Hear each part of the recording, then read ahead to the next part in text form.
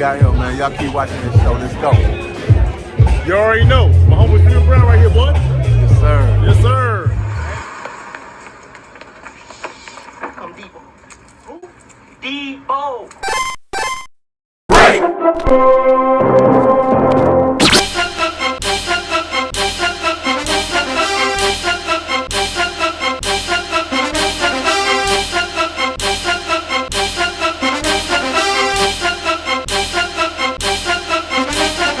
Ladies and gentlemen, kings and queens, pimps and players, and everybody in between. Thank you so much for coming by Debo Vibe Sports Style. It's your boy Debo right here. Ladies and gentlemen, the regular season is upon us. Falcons fans, no more preseason. The squad has been made up. I don't know about y'all. I'm ready for some regular season football. So week one, we host the Pittsburgh Steelers. A couple months back, I did a full breakdown of the NFL. I previewed all 32 teams in the NFL, and one of the first divisions I did was the AFC North, of course, Pittsburgh Steelers. A lot of you don't know about the Pittsburgh Steelers, but your boy's here to do a review of the Pittsburgh Steelers and the Atlanta Falcons. Great news is also, it's not just me. There are a lot of great Atlanta Falcon content creators who are also doing a preview because we're so excited about what's going to go down Sunday at the Bend. I'm going to go ahead and put their channels in the description and check out other content creators and see what they're talking about with the Steelers and the Falcons. So with that being said, let's go ahead and break down the Steelers versus the Falcons. Y'all ready? You ready, Falcon Bear? Regular season, y'all. Let's go!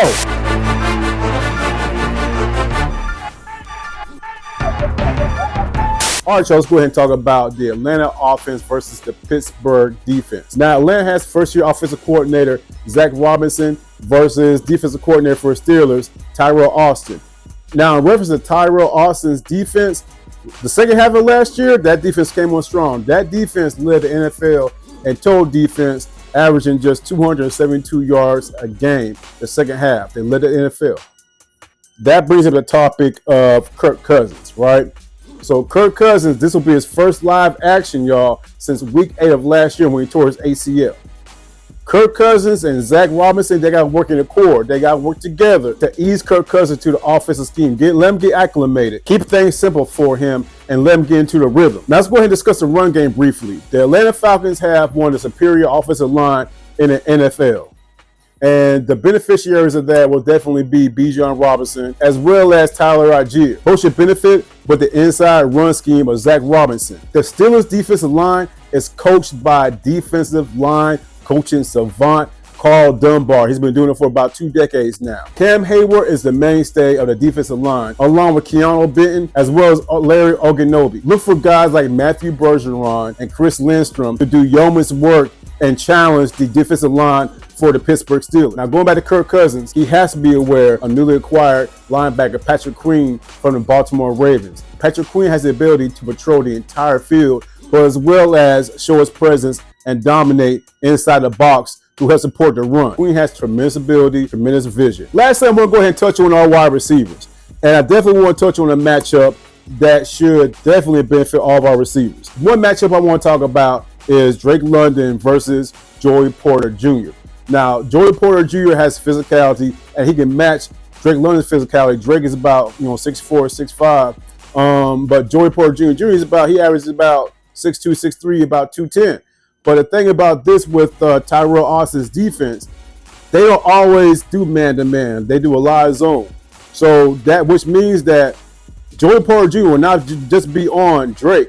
He could possibly be on Darnell Mooney, and that will leave room for Drake London and Darnell Mooney to also be on Dante Jackson, the other cornerback. With all that being said, y'all, we got to keep a close eye on rookie slot cornerback Beanie Bishop from West Virginia. The reason I say that, this dude, he's a rookie. He's a slot corner. He was showing inconsistencies in the preseason. Now it's a regular season. And with Zach Robinson's offense, he can bring Drake London from the Z and line him inside the slot. Or even bring Bijan from the backfield into the slot. Or even bring Kyle Pitts to the slot. Basically what I'm saying is this. The Falcons have a number of options to put somebody in the slot against this rookie cornerback.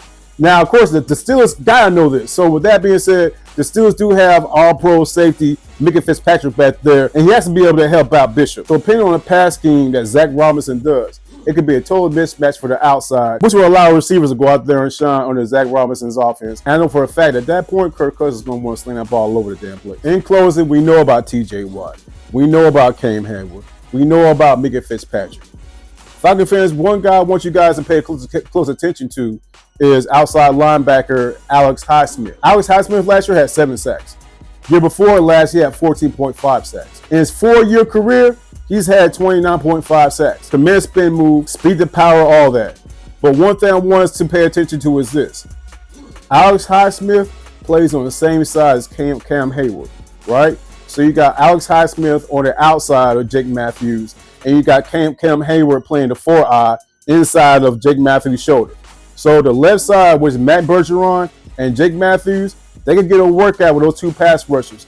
And on the other side, you got T.J. Watt. So going back to the aforementioned chess match between offensive coordinator Zach Robinson and defensive coordinator Tyrell Austin, will we be able to penetrate that fast and well-coached defense? I say yes. We just got to get Kurt in rhythm, right?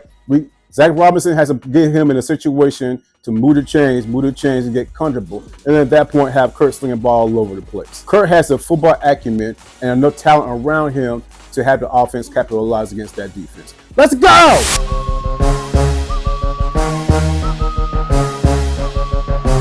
Now let's go to Atlanta Falcons defense coordinator Jimmy Lake's exotic defense versus Pittsburgh Steelers first-year offensive coordinator Art Smith and his not-so-exotic offense. Now, I will give credit to the former Atlanta Falcons head coach. He was put in a situation where he had marginal, below-average quarterback play with initially Marcus Mariota, and then, of course, with Desmond Ridder and Taylor Heineke. But to his detriment, he underutilized and misused talents like Kyle Pitts, Drake London, as well as definitely Bijan Robinson. In Pittsburgh, so far, he's showing that he's not totally inept offensive coordinator. In the preseason, he did run a lot of 22 personnel, double tight to one side, but he did also run a lot of 11 personnel and on occasion 4 wide as well. In my research, the Russell Wilson in 2024 is no longer Russell Wilson, who was arguably one of the best signal callers in the NFL under the tutelage of Dave Canales while in Seattle. As far as gameplay is concerned, the Steelers' offense play calling left little to be desired, with a lot of underneath passing and with Russell Wilson electing to throw to a check down due to his primary targets not being open. Russell Wilson was under a lot of duress due to some serious offensive line issues. Speaking of the offensive line, the Steelers lost starting center Nate Herbig, as well as their best offensive lineman, left guard Isaiah Somalo. That's equivalent to us losing Drew Dahlman as well as Chris Lindstrom for an extended period of time, but that's a them issue. Let's go ahead and discuss the Steelers' run game. Running back Najee Harris, who is still under his rookie contract, and looking to show the Steelers he can still be the bell cow in this offense. Now, with the aforementioned O-line issues, you're essentially having 2 second stringers on the offensive line at center and guard. So any kind of inside run scheme can definitely be challenged by the Atlanta Falcons interior defensive line. And behind that, definitely be disrupted by the likes of Caden Ellis, Troy Anderson, as well as Nate Land. Steelers running back Jalen Warren is coming off a hamstring injury in his own right. So look for Najee Harris to be doing a lot of outside run zone. But either way, it's going to be an extremely long day for him due to the offensive line and the lack of experience that they're going to bring come Sunday. Russell Wilson's going to have receivers George Pickens, Van Jefferson, Calvin Austin, as well as Scotty Miller as his receivers. Other than the physical matchup between A.J. Terrell and George Pickens, those other receivers don't scare me in the least. Again, A.J. Terrell can hold his own against George Pickens. I'm not worried about that. I'm not worried about it whatsoever.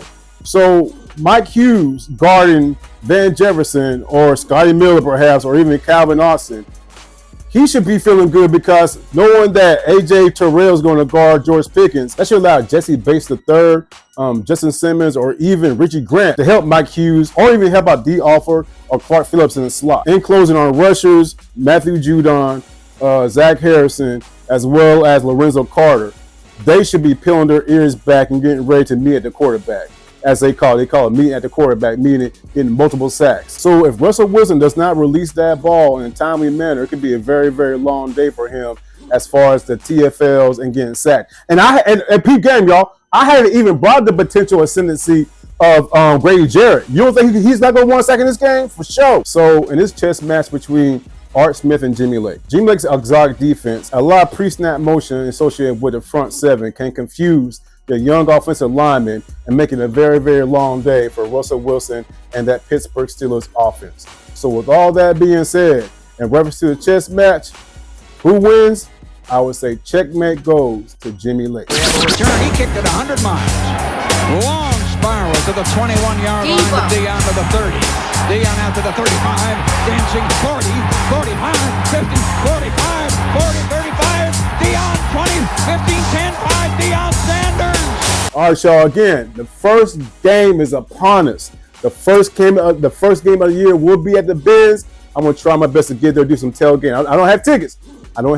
But I want to experience that, y'all. I want to be around all the rest of Atlanta Falcon fans out there, tailgating, having a good time, and getting ready to go inside the Benz and represent. With all that being said, y'all, let's.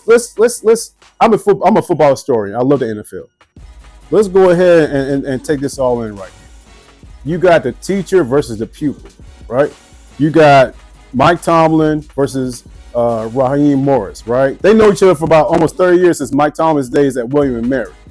So even though this right here is going to be the first game of the season against a formidable foe, let's take time to appreciate this coaching matchup between Mike Tomlin and Raheem Morris. One more thing I want to bring to your attention. In the almost 60 years the Falcons have been in existence, we beat the Steelers in that 60 years twice, just 2 times. Our record against the Steelers right now is 2-15-1. That means absolutely nothing, because what's happening right now in Atlanta is something that we haven't seen in a very long time. The energy is there, and with all the work that Coach Morris has done, Mr. Art Blank has done, Cal Smith has done, Terry Fontenot, they're building a culture that we should all be excited about. So all you Steelers fans, bring y'all terrible towels. Y'all might want to tuck them in, because we got something for y'all upcoming Sunday at the Benz. Steelers, Falcons. Can't wait for it, y'all. Hey, y'all, thank y'all so much for coming by. And guess what, y'all? We will vibe out soon.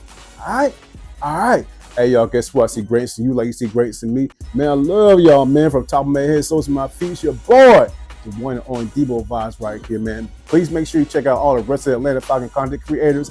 Let's get up. Let's rise up for this upcoming Sunday. And I love y'all to death. And as always, y'all, respect, love, peace. Deuces, rise up. Debo. Who else wants some of Debo?